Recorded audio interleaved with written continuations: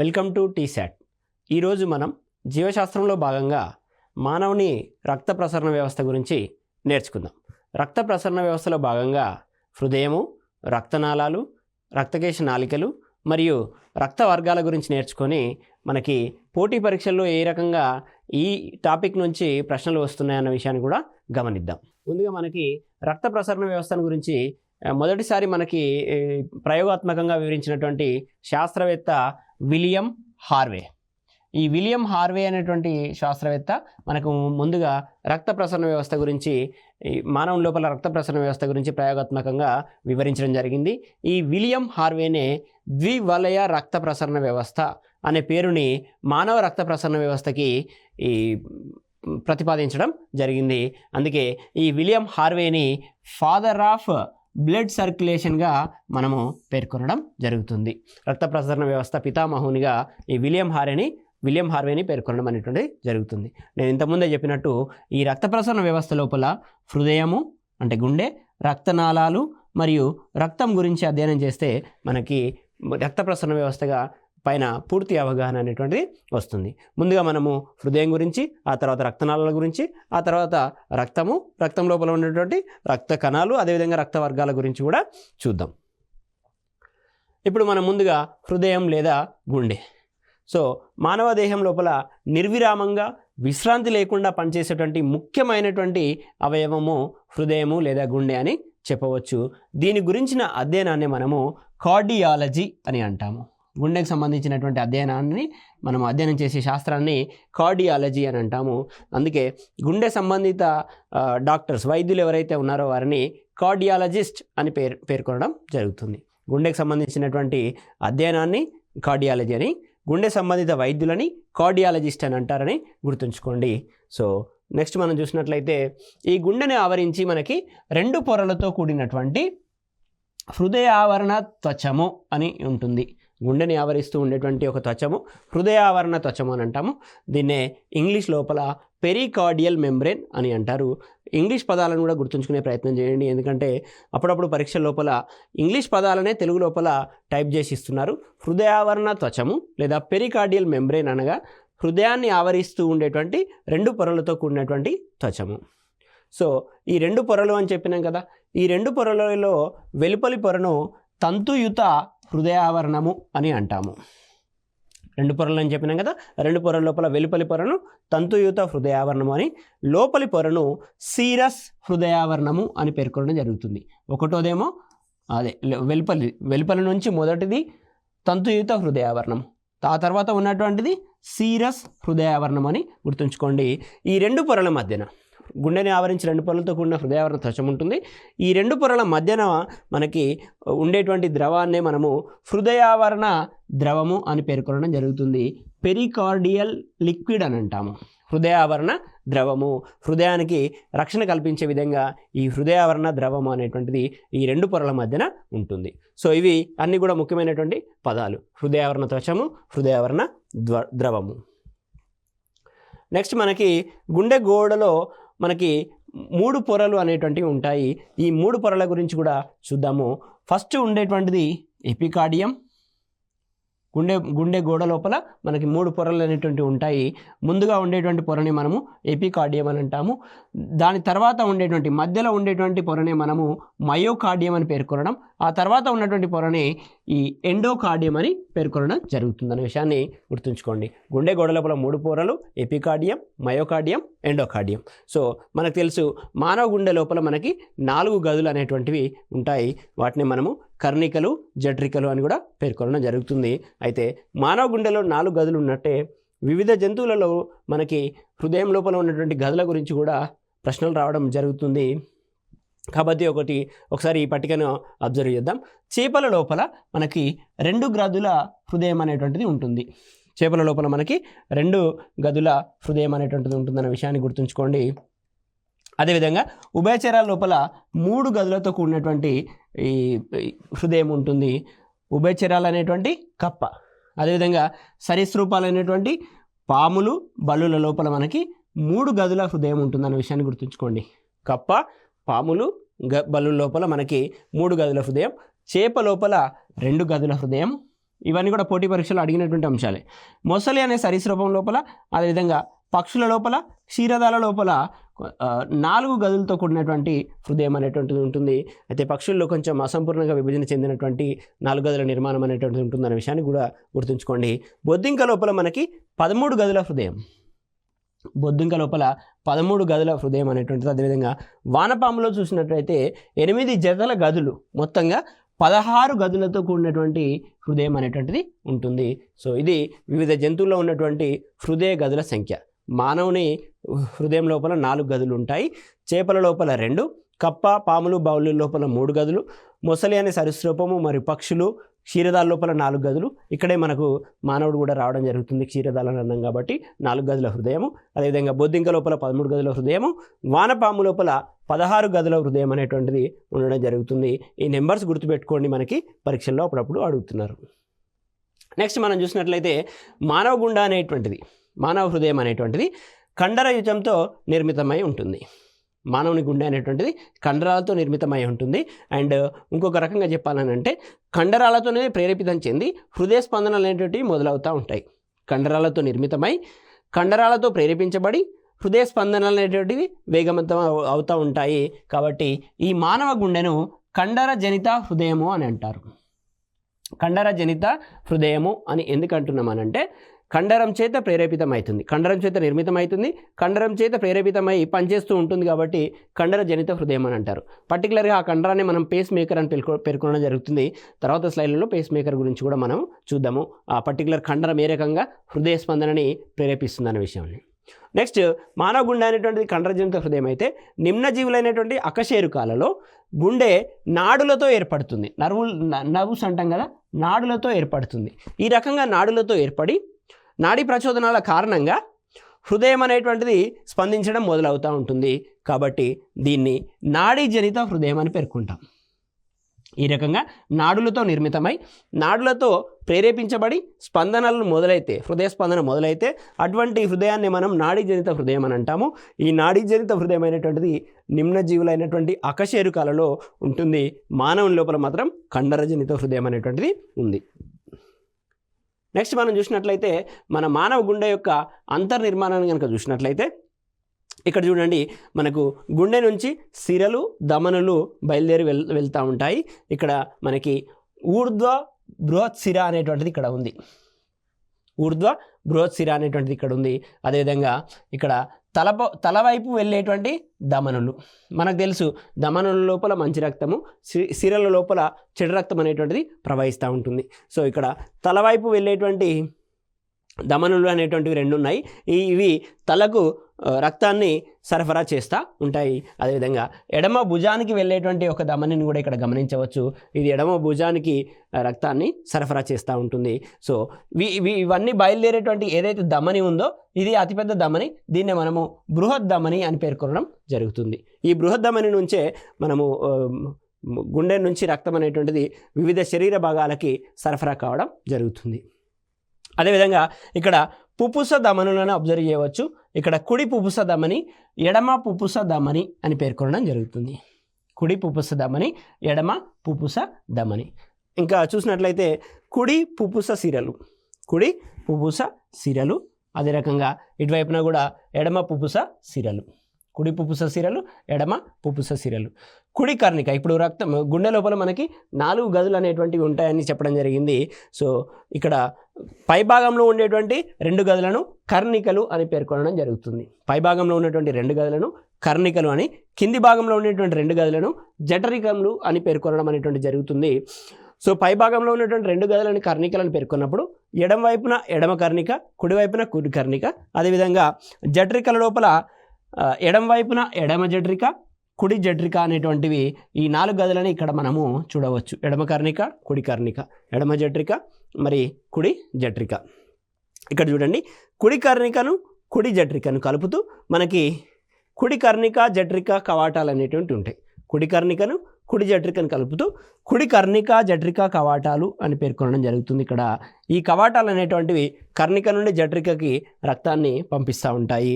So దీన్నే అగ్రత్రయ కవాటాలు అని పేర్కొనడం జరుగుతుంది. ట్రైకాప్సిడ్ అని అంటాము, అగ్రత్రయ కవాటాలు అని అంటాము. ఇవి 3 ఉంటాయి. ఇక్కడ చూడండి 1 2 3 ఈ రకంగా 3 అగ్రత్రయ కవాటాలు అనేటువంటివి ఉంటాయి. మరి ఇక్కడ ఎడమ కర్ణికను ఎడమ జఠరికను కలుపుతూ కూడా కవాటాలు అనేటివి ఉంటుంటాయి. వాటిని మనకు ఎడమ కర్ణిక జఠరిక కవాటాలని పేర్కొనడం జరుగుతుంది. ఎడమ కర్ణికను ఎడమ జఠరికను కలిపేటువంటివి ఎడమ కర్ణిక జఠరిక కవాటాలు. ఈ ఎడమ కర్ణిక జఠరిక కవాటాలు అనేటువంటివి 2 ఉండడం జరుగుతుంది. ఇక్కడ చూడండి 2. సో 2 ఉన్నాయి కాబట్టి వీటిని అగ్రద్వయ కవాటాలు అని పేర్కొంటున్నాం. ఇక్కడ 3 ఉన్నాయి కాబట్టి అగ్రత్రయ కవాటాలు, ఇక్కడ 2 ఉన్నాయి కాబట్టి అగ్రద్వయ కవాటాలు. సో పూర్తిగా ఇక్కడ గుండె యొక్క అంతర్నిర్మాణంగా చూసినట్లయితే మనకి ఈ పై భాగంలో తల వైపుకి భుజానికి వెళ్ళేటువంటి ధమనులు, అదేవిధంగా ఇక్కడ ఒక ఊర్ధ్వ బృహత్శిర బృహద్దమని, బృహద్దమని గుర్తుంచుకోండి. ఎడమ పుపుస ధమని, కుడి పుపుస ధమని అనే విషయాన్ని గుర్తుంచుకోండి. వీటన్నిటి గురించి కూడా మళ్ళీ రాబోయే స్లైడ్లలో మనం చూద్దాం. పుపుస ధమని అండ్ పుపుస సిరలు, వీటి లోపల ఏ రకమైనటువంటి సాధారణంగా ధమనుల్లో మంచి రక్తం, సిరల్లో చెడు రక్తం ప్రవహిస్తుంది. కానీ దానికి వ్యతిరేకంగా పుపుస ధమని లోపల, దానికి వ్యతిరేకంగా పుపుస సిర లోపల రక్తం ప్రవహిస్తుంది. వాటన్నింటి గురించి కూడా మనం నెక్స్ట్ స్లైడ్లో చూద్దాం. ఇప్పుడు చూడండి, ఇక్కడ గుండెలు మరియు కవాటాలు, ఇంతకుముందు చెప్పానుగా అగ్రద్వయ కవాటాలు, అగ్రత్రయ కవాటాలు అని పేర్కొనడం జరిగింది. ఇక్కడ అగ్రత్రయ కవాటము లేదా త్రిపత్ర కవాటము లేదా ట్రైకాప్సిడ్ అని అంటాము. ట్రైకాప్సిడ్ వాల్వ్ అనేటువంటిది వీటి సంఖ్య లోపల 3 అనేటువంటివి ఉంటాయి. ఇవి ఎక్కడ ఉన్నాయి? ఇంతకుముందు మన మ్యాప్లో చూడడం జరిగింది. కుడి కర్ణికకి మరియు కుడి జఠరికకి మధ్యన ఇవి ఉన్నాయి కాబట్టి వీటిని కుడి కర్ణిక జఠరిక కవాటాలను కూడా పేర్కొన్నాము.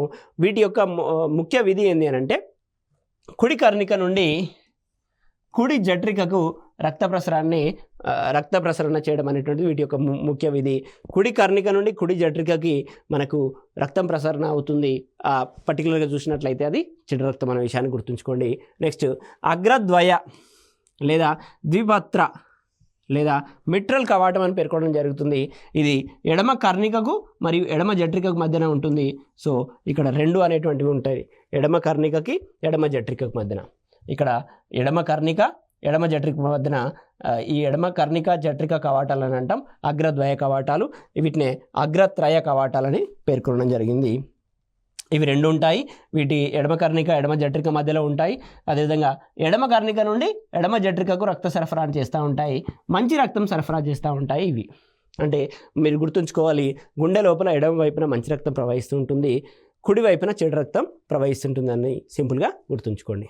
నెక్స్ట్ మనకు ఉన్నటువంటివి పుప్పుస కవాటాలు అంటాం. ఇవి 3 ఉంటాయి, అర్ధచంద్రాకారంలో ఉంటాయి. పుప్పుస ధమని ఏర్పడే ప్రదేశంలో ఈ పుప్పుస కవాటాలు అనేటువంటివి ఉంటాయి. ఇక్కడ చూడండి, పుప్పుస ధమని ఎక్కడైతే ఏర్పడుతుందో ఇక్కడ నుంచి పుప్పుస ధమని అనేటువంటిది ఏర్పడింది.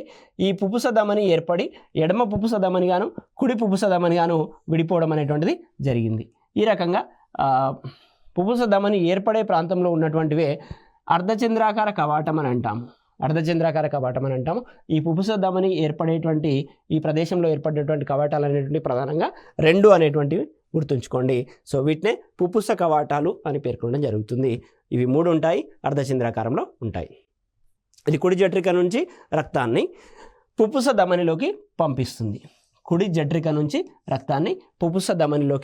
పంపిస్తుంది. ఇక్కడ చూడండి, కుడి జఠరిక నుంచి మనకి రక్తాన్ని పుప్పుస ధమనిలోకి పంపిస్తుంది ఈ రకమైనటువంటి కవాటం.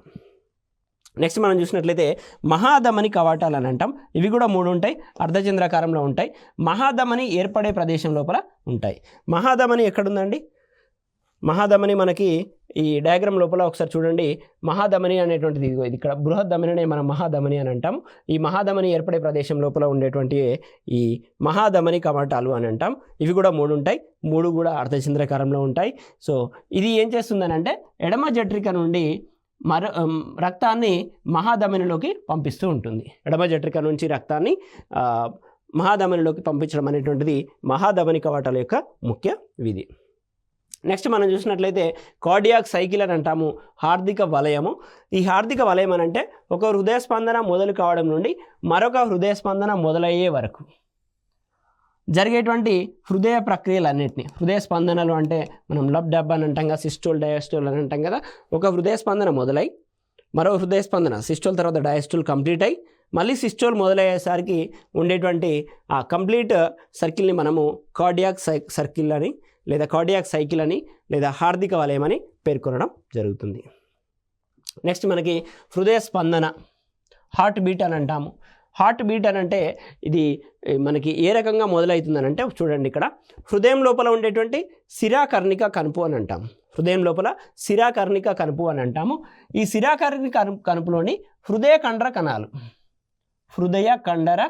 కణాలు బాహ్య ప్రేరణ లేకుండా, అంటే బయట నుంచి ఏ రకమైనటువంటి ప్రేరణ ఉండదు. బాహ్య ప్రేరణ ఉండాలి అని అంటే నాడుల ద్వారా ఆ ప్రేరణ వెళ్ళాలి, అప్పుడు అది నాడీ జనిత హృదయం అవుతుంది, కానీ కండర జనిత హృదయం కాదు. ఎటువంటి బాహ్య ప్రేరణ లేకుండా హృదయ కండర కణాలు, పర్టికులర్గా ఎక్కడున్నాయి అవి, శిరాకర్ణిక కణుపులోని హృదయ కండర కణాలు అనేటువంటివి బాహ్య ప్రేరణ లేకుండా క్రియాశక్మాలను ఉత్పత్తి చేయడం వల్ల హృదయ స్పందన కలుగుతుందన్న విషయాన్ని గుర్తుంచుకోండి. సో ఆ రకంగా మనకి ఈ శిరాకర్ణిక కణుపులోని హృదయ కండర కణాలు బాహ్య ప్రేరణ లేకుండా క్రియాశక్మాలను ఉత్పత్తి చేయడం వల్ల ఈ హృదయ స్పందన అనేటువంటిది కలుగుతుంది. అదేవిధంగా దీనిని లయారంభకము లేదా పేస్ మేకర్ అని అంటాం. ఇంతకుముందు చెప్పినట్లుగా ఈ కండరజనిత హృదయం కాబట్టి ఒక కండరం ద్వారా, హృదయ కండర కణాల ద్వారా ఈ ప్రేరేపితం అవుతుంది. దీన్ని లయారంభకం లేదా పేస్ మేకర్ అని అంటాము. ఈ లయారంభకంని కనుగొన్నటువంటి శాస్త్రవేత్త విల్సన్ గ్రేట్ బాచ్. లయారంభకం లేదా పేస్ మేకర్ను కనుగొన్నటువంటి శాస్త్రవేత్త పేరు ఏంటనంటే విల్సన్ గ్రేట్ బాచ్ అనే విషయాన్ని గుర్తుంచుకోండి. నెక్స్ట్ మనం చూసినట్లయితే హృదయ స్పందన రేటు అని అంటాం. అంటే ఒక నిమిషంలో గుండె ఎన్నిసార్లు కొట్టుకుంటుంది, సింపుల్గా చెప్పాలనంటే ఒక నిమిషంలో గుండె ఎన్నిసార్లు కొట్టుకుంటుంది అనే విషయాన్నే హృదయ స్పందన రేట్ అని అంటాం. ఇక్కడ అదే ఒక నిమిషంలో జరిగేటువంటి స్పందన రేట్నే హృదయ స్పందన రేట్ అని అంటాం. ఈ హృదయ స్పందన రేటు ఆరోగ్యవంతమైనటువంటి మానవుల లోపల నిమిషానికి 72 సార్లు హృదయ స్పందన అనేటువంటిది ఉండడం జరుగుతుంది. అంటే నిమిషానికి 72 సార్లు గుండె కొట్టుకుంటుందనే విషయాన్ని గుర్తుంచుకోండి. ఇది అనేక సార్లు పోటీ పరీక్షల్లో అడగడం జరిగింది. చిన్నపిల్లలు మరియు పుట్టినప్పుడు నిమిషానికి, చిన్నపిల్లల్లో మరియు పుట్టినటువంటి చిన్న శిశువుల లోపల మనకి 130 నుండి 140 సార్లు గుండె కొట్టుకోవడం అనేటువంటి జరుగుతుంది. గుర్తుంచుకోండి, ఇక్కడ 130 నుండి 140 సార్లు అంటే చాలా ఎక్కువ. సాధారణ మానవుని హృదయ స్పందన రేటుతో కంపేర్ చేసినప్పుడు 130 నుండి 140 సార్లు. అదేవిధంగా ముసలి వారిలో నిమిషానికి 60 నుండి 70 సార్లు ఈ హృదయ స్పందన అనేటువంటిది ఉండడం జరుగుతుంది. ఇక్కడ సాధారణ మానవునికి ఉండే అనేటువంటిది 72 సార్లు, ఇక్కడ ముసలి వారిలో నిమిషానికి 60 నుండి 70 సార్లు. అదేవిధంగా పరిగెత్తినప్పుడు కూడా హృదయ స్పందన రేట్ అనేటువంటిది ఎక్కువ కావడం, ఎక్సర్సైజ్ చేసినప్పుడు హృదయ స్పందన రేట్ ఎక్కువ కావడం అనేటువంటి సాధారణంగా ఉంటుంది. విశ్రాంతి దశలో ఉన్నప్పుడు కొన్ని సందర్భాల్లో 60 నుండి 90 వరకు కూడా హృదయ స్పందన రేట్ అనేటువంటిది ఉండడం జరుగుతుంది. ఇది హృదయ స్పందన రేటుకి సంబంధించినటువంటి సంఖ్యలు. మరి వాటి మీద మనకి ప్రశ్నలు అడగడం జరిగింది కాబట్టి ఇది ఇక్కడ పెట్టడం జరిగింది. గుర్తుంచుకోండి, చిన్నపిల్లల్లో హృదయ స్పందన రేట్ అనేటువంటిది అధికంగా ఉంటుంది. నెక్స్ట్ మనము బీపీ, రక్తపీడనం అని అంటాం. బ్లడ్ ప్రెషర్ అని అంటాము, దీన్ని రక్తపీడనం అని అంటాము. సో ఇప్పుడు రక్తనాళాల లోపల రక్తం అనేటువంటిది ప్రవహిస్తున్నప్పుడు ఈ రక్తనాళాల గోడల పైన క్రియేట్ చేసేటువంటి ఒత్తిడినే రక్తం అనేటువంటిది రక్తనాళాల లోపల ప్రవహిస్తున్నప్పుడు రక్తం అనేటువంటిది రక్తనాళాల గోడలపైన ఉద్భవించేటువంటి పీడనాన్నే మనము రక్తపీడనం అని పేర్కొనడం జరుగుతుంది. సో దీనిని కొలిచే పరికరము స్పిగ్నోమానోమీటర్. ఇది కూడా ఇంపార్టెంట్, మనకి ఇంతకుముందు అడిగారు.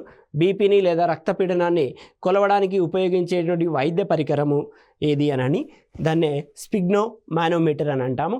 సో ఇక్కడ రక్తపీడనాన్ని కనుక నిర్వచనం కనుక చూసినట్లయితే రక్తనాళాలలో ప్రవహించినప్పుడు వాటి గోడలపై కలిగించే ఒత్తిడినే రక్తపీడనం అని పేర్కొనడం జరిగింది. దీన్నే ఇంగ్లీష్ లోపల బీపీ అని అంటాము, బ్లడ్ ప్రెషర్ అని అంటాము. ఈ బ్లడ్ ప్రెషర్ అనేటువంటిది 2 రకాలుగా ఉంటుంది.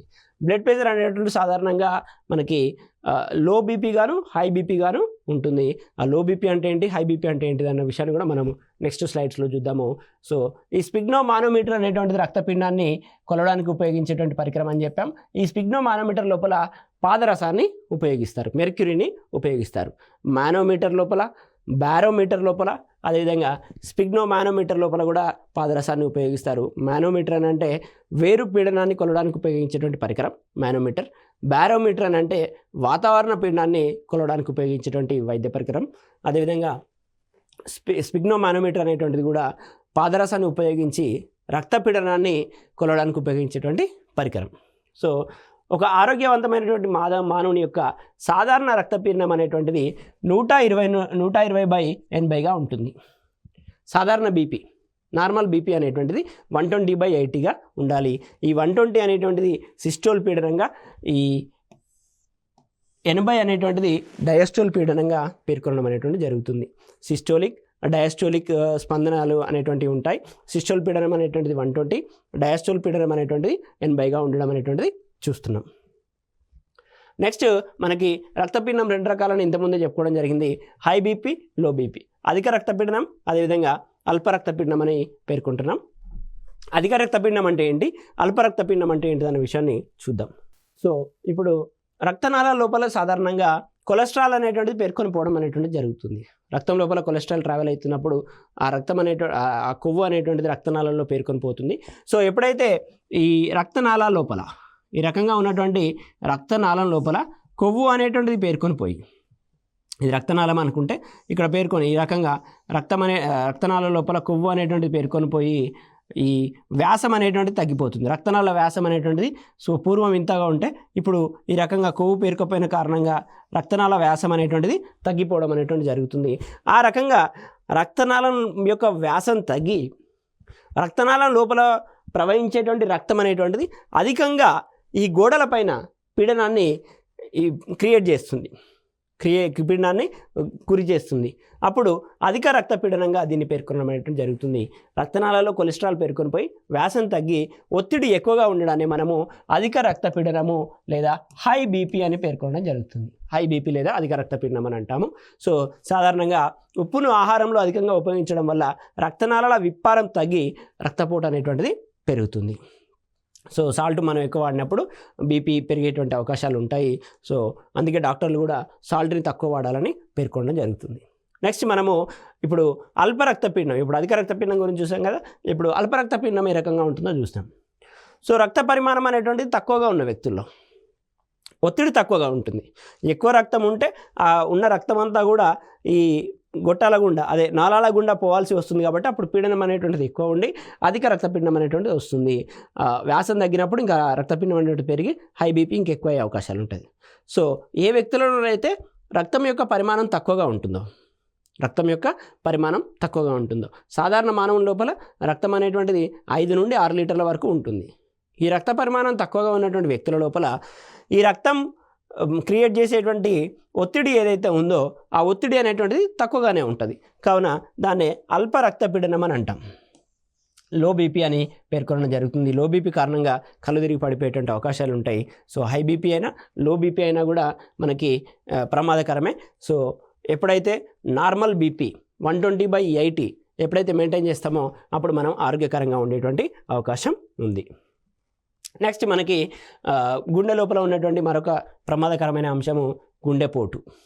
ఈ గుండెపోటు ఏ రకంగా సంభవిస్తుందని చూద్దాం. హృదయ కండరాలకి ఆహారము ఆక్సిజన్ సరఫరా చేసే ధమనినే మనం కరోనరీ ధమని లేదా హృదయ ధమని అంటాం. ఇంతకుముందే చెప్పుకున్నాము, మానవ హృదయం అనేటువంటిది కండర నిర్మితంతో కూడుకున్నది. సో ఎప్పుడైతే కండర నిర్మితంతో కూడుకుందో కండరానికి కావాల్సినటువంటి ఆహారము ఆక్సిజన్ అందించాలి. ఆహారము ఆక్సిజన్ అందించినప్పుడే కండరంలో ఉన్నటువంటి కణాలు అనేటువంటివి మనకి శ్వాసక్రియని జరిపి శక్తిని పొంది ఆ రకంగా హృదయ స్పందనని క్రియేట్ చేయడం అనేటువంటి జరుగుతుంది. కానీ ఇక్కడ ఏమవుతుంది, హృదయ కండరాలకి ఆహారము ఆక్సిజన్ సరఫరా చేసేటువంటి ధమని అనేటువంటి కరోనరీ ధమని లేదా హృదయ ధమని అనేటువంటిది ఉంది. ఫర్ ఎగ్జాంపుల్ ఇది కరోనరీ ధమని అనుకున్నట్లయితే ఈ కరోనరీ ధమని లోపల మనకి ఏవైనా కారణాల చేత ఇంతకుముందు చెప్పినట్టుగా కొవ్వు పేరుకపోయి ఈ రక్తాన్ని సరఫరా చేసి, అంటే ఆహారము ఆక్సిజన్ సరఫరా చేస్తుందంటే ఎట్లా సరఫరా చేస్తుంది, రక్తాన్ని సరఫరా చేయడం ద్వారానే మనకి ఆహారము ఆక్సిజన్ అనేటువంటి సరఫరా చేయబడుతుంది. సో ఈ రక్త సరఫరాలో ఏవైనా అవాంతరాలు ఏర్పడినట్లయితే ఈ కరోనరీ లేదా హృదయ ధమని లోపల ఏవైనా అవాంతరాలు ఏర్పడితే అప్పుడు గుండె కొట్టుకోవడం అనేటువంటిది ఆగిపోతుంది.